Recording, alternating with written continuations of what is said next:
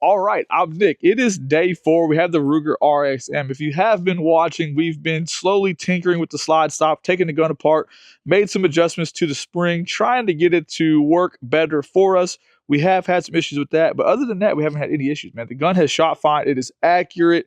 Other than reloading, no failure to feeds, anything like that. So other than reloading, we haven't had any issues until now. Okay, and I wanted to put an optic on it. I try to shoot a gun a few, say 200, 300, 400 rounds before I ever put an optic on it. So I wanted to put this RMR on and come out and shoot it because one of the biggest selling points in all of the comment section is it's optics ready, which that is a huge selling point in the world that we live in.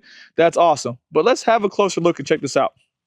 I put an RMR on here this morning, and if you look close, you guys can see that gasket.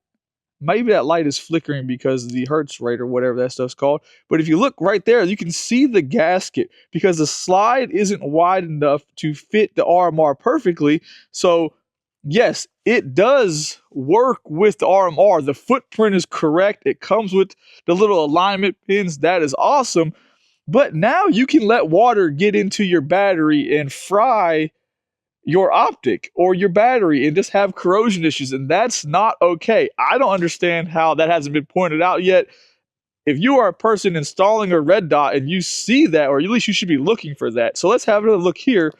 Let's look at like just a regular old, Gen 9 or Gen 5 Glock 19.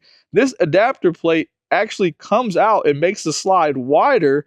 Therefore, you can't see the gasket and you'll never have any kind of corrosion or battery issues.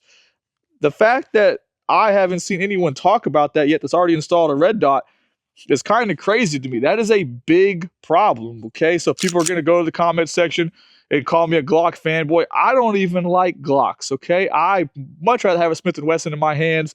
I just own a lot of random pistols, and you can compare them very easily. That is a problem, in my opinion.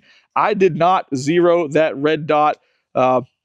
If it's not lined up good enough, we're just going to turn it off. We're going to run 100 rounds through it, and then we're going to go out and we're going to have some Mexican food for lunch and hopefully forget about that absolute stupidity. So let's see how we do today. See, it's high. It's super high.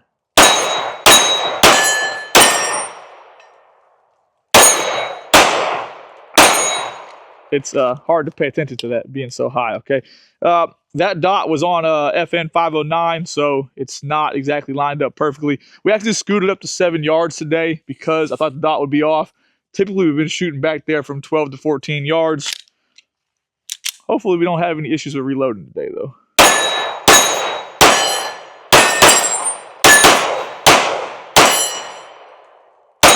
It's way high out there. I'm aiming at the very bottom of the plate with the dot, and it's sitting at the very top. Look, I think it's a fine shooting gun, but I do think that there are a lot of things that were missed. If I'm a product designer and I'm designing it to work with an RMR footprint, don't you think they would have installed an RMR on it at the factory and been like, oh, dang, I can see the gasket. That's probably bad news. That doesn't even make no dang sense.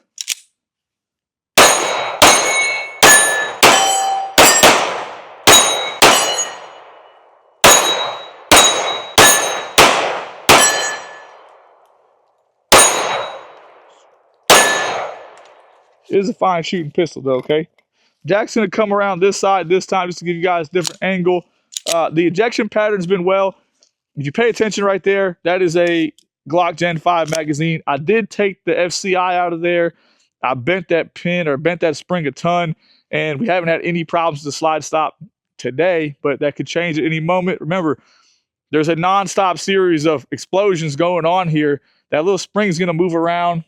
I don't like the design of it.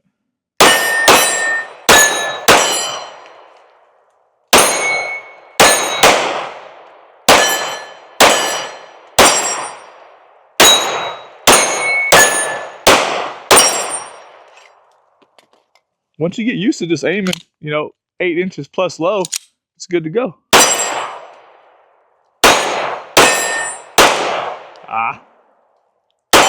You got to aim real low on the far target. Maybe you guys can't see that, but all the bullets are hitting super high, and I'm aiming 2 inches below the plate.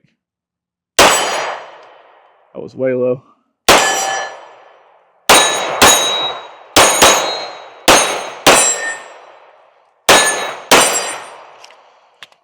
All right, we haven't had any reloading issues this time just because we adjusted that spring. Hopefully we don't have it this time. Look at it, it dropped. The slide stop dropped instantly. That's what I want to see.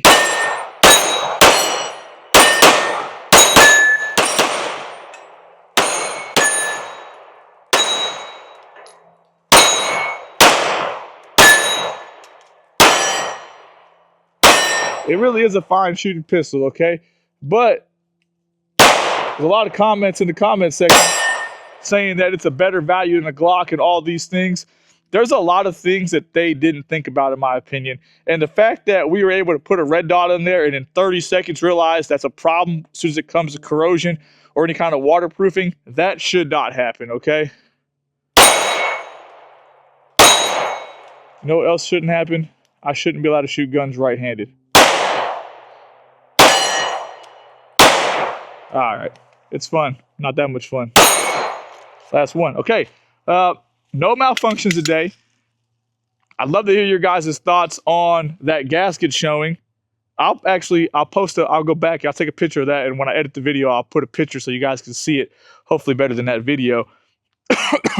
That's unacceptable for me.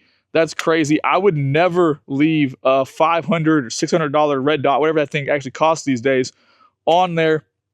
That's absolutely foolish. Doesn't make any sense to me. I have a Delta Point Pro inside as well. I will take that off the gun that it is on. Maybe, maybe not. I don't know. Maybe I'll check. And we'll see how that lines up as far as the gasket goes. But the battery on that is on top, so that shouldn't actually be an issue, okay? But if you have an RMR and the battery's underneath it, that could cause you some issues, okay? If you have any questions, I'd love to read your comments down below. Thanks for watching.